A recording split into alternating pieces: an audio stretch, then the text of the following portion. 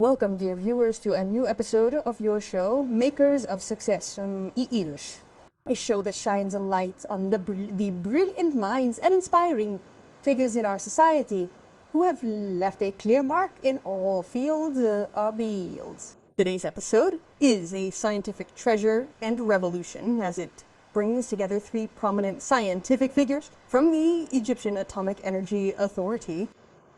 These are names that have effectively contributed to national projects related to human health, environmental protection, deepening local manufacturing, and raising the competitiveness of Egyptian industry.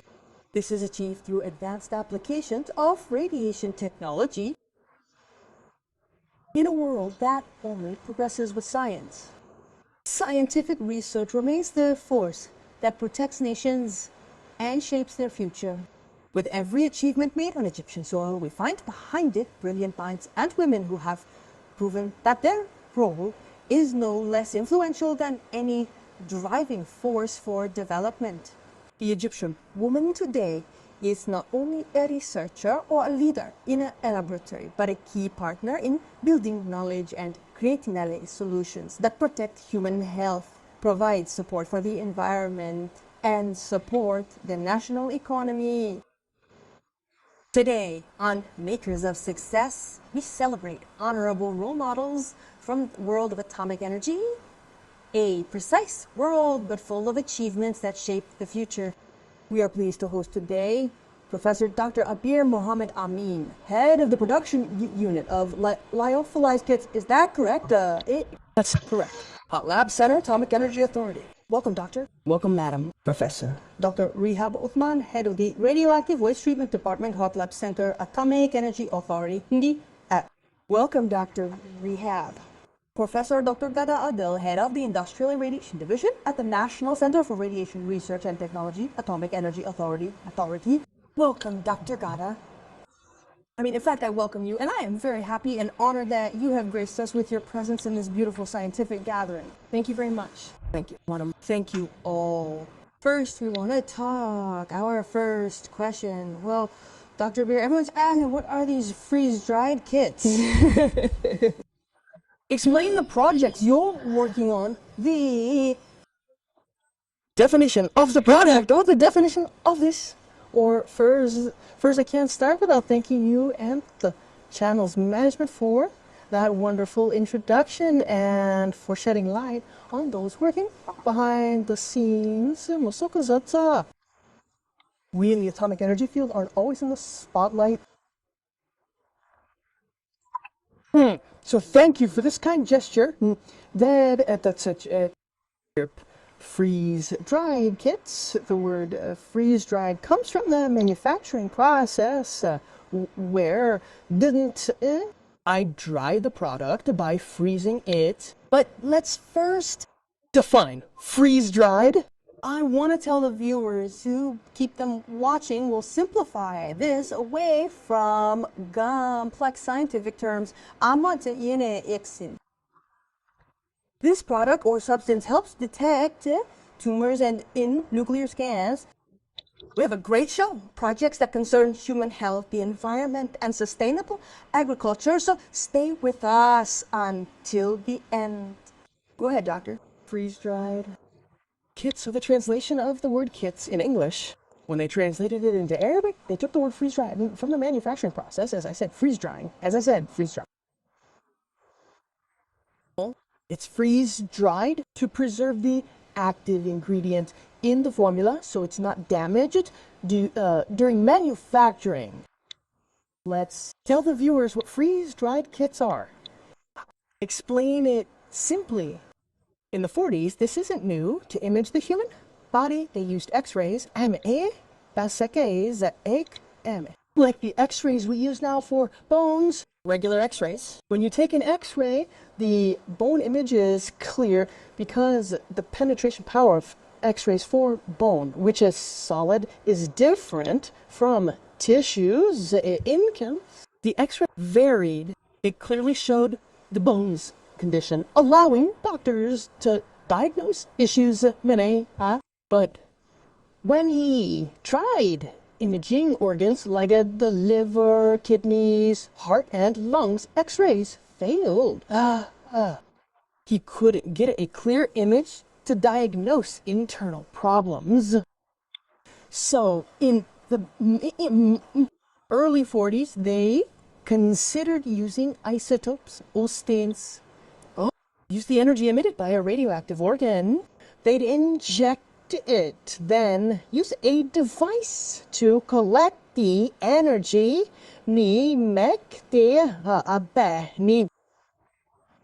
This way, they could image the organ they suspected. Remember, 80% of radioisotope use in medicine is diagnostic, not therapeutic.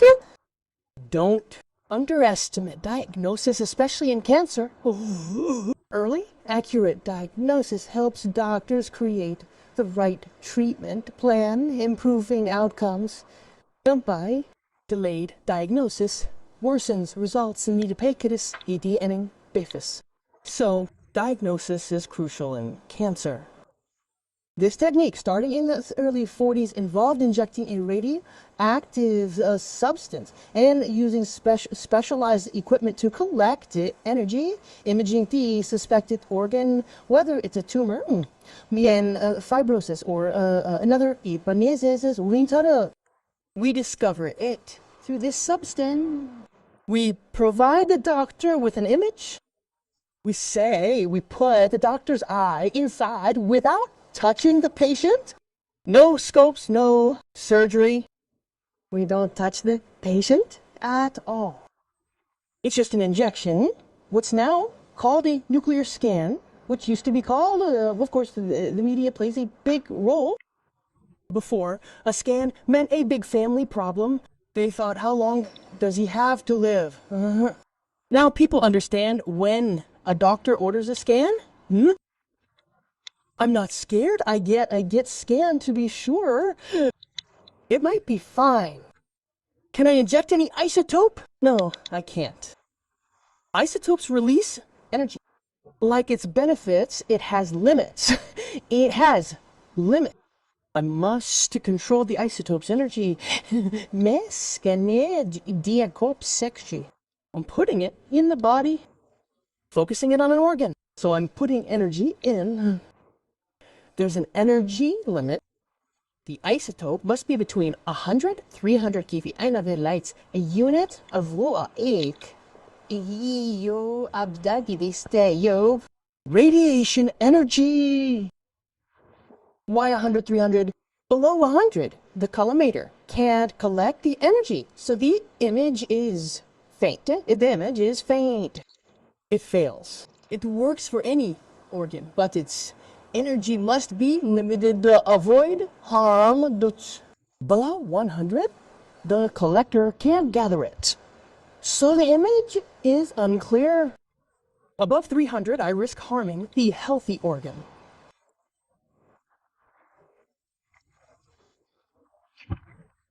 So I choose an isotope in that range, get also the half-life. I'm putting radiation in, so I must look for the element I use must be carefully chosen to have the shortest possible life, so the body gets rid of it quickly. How long is that, doctor? Our work, these kits or black horses, for isotopes used in nuclear medicine, use technetium 9M. Its half-life is 6 hours. Perfect! Enough time to inject the patient and scan them. If, God forbid, the patient moves or the image is bad, 6 hours is enough to rescan.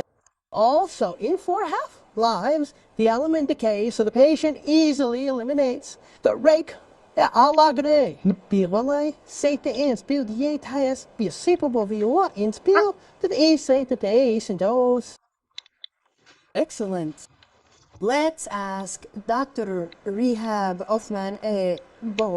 Dr. Rehab, as head of the National Lab for Safe Disposal of Hazardous Radioactive Waste, what role does the lab play in supporting Egypt's efforts to reduce imports and borders and boost local manufacturing? DNB is bees tuliabay avis naviri asarnya.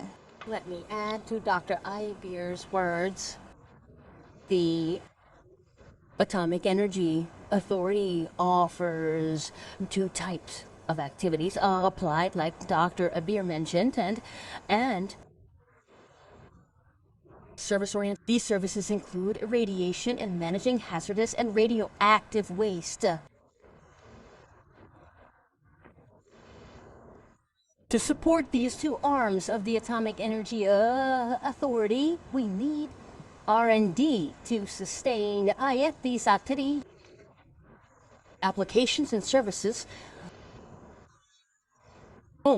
R&D in the authority, like any academic institution in Egypt, is facing some issues, and the state has begun to analyze these problems, identify them, and find solutions, and this is through initiatives by the Academy of Scientific Research and Technology to implement the National Strategy for Science and Technology, which also leads to the implementation of the state's Sustainable Development Plan 2030 Mondi 30. Within this framework, the Academy launched an initiative to establish several specialized national laboratory programs. The goal is to support the effective implementation of the National Strategy for Science, Technology, and Innovation. Among the areas covered by this strategy were many economic and social aspects, but especially the environmental aspect. The strategy focused on three things. A national lab we're trying to establish and manage to contribute to achieving the strategy. Yes. These three areas are localizing and developing technologies related to pollution control, creating integrated frameworks for waste management and recycling, and developing concepts and building capabilities to achieve active waste disposal. Accordingly, we submitted this program to the Atomic Energy Authority, and thankfully we were able to win the opportunity to establish and manage the National Laboratory Project for the safe disposal of hazardous and radioactive waste. What is the purpose of this lab? The goal is for our research, like any research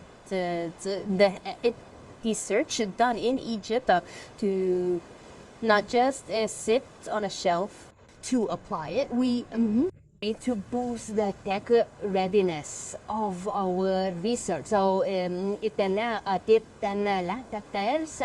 can be used industrially.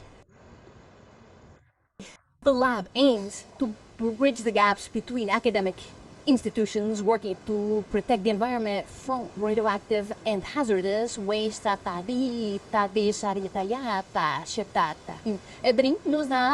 We want to move research from level 3 to level 7 or 8 on the tech readiness scale, so industry can use it, can use it. This helps reduce Egypt's imports related to hazardous and radioactive waste tech and helps us export these products.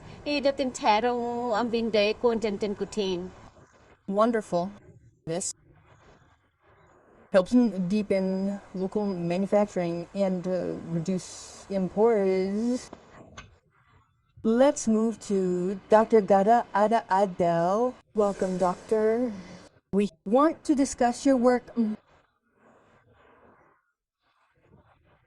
using radiation in various fields.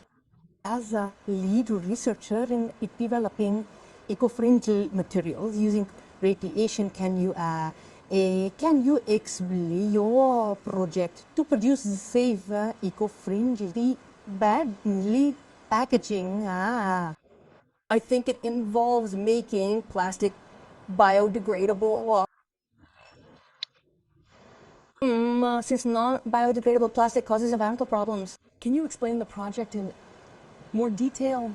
First, we need to say that we use packaging daily and increasingly and can't do without it. When you package is sound.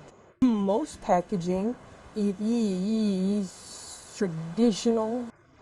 traditionally, they're either petroleum-based, so they're very hard to break down and take a long time, causing major environmental problems.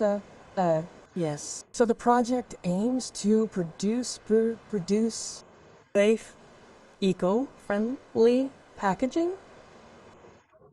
How? We're using agricultural waste, right? The core of our work is using waste like wood, tree trimmings, rice straw.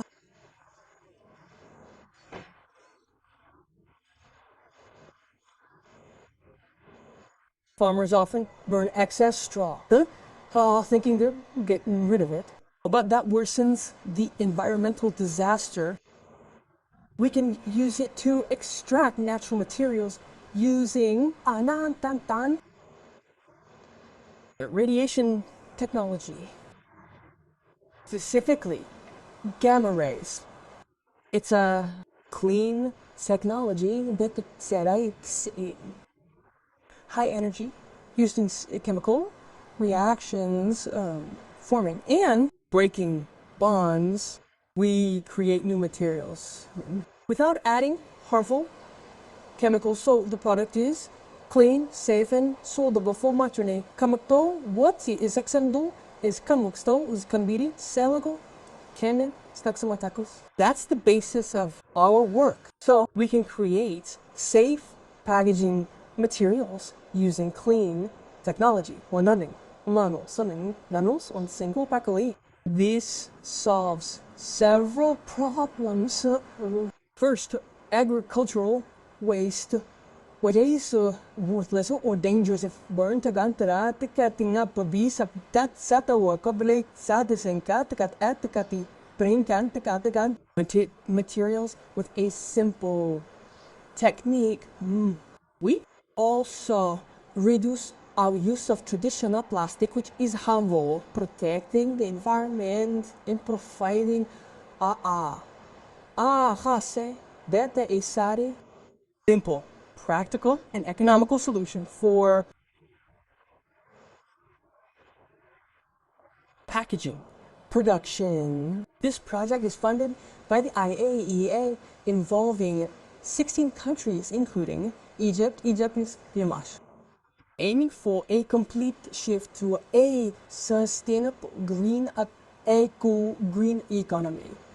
It's a vital project, and all the projects mentioned are important, directly impacting human health, the environment, and agriculture. This is Egypt's vision for sustainable development 2030 and the vision of the political leadership and the whole world. At the end of our episode and another part, and stay with us. Next episode, we'll continue the projects. We are wonderful scientists who are with us today. Bokuna. Dear viewers, at the end of our episode, I thank you and thank the honorable scientists for their presence and enriching the episode with this useful dialogue. And thank you for your kind follow-up. Wait for us in the second part, next Saturday at the same time, 12 o'clock. See you soon.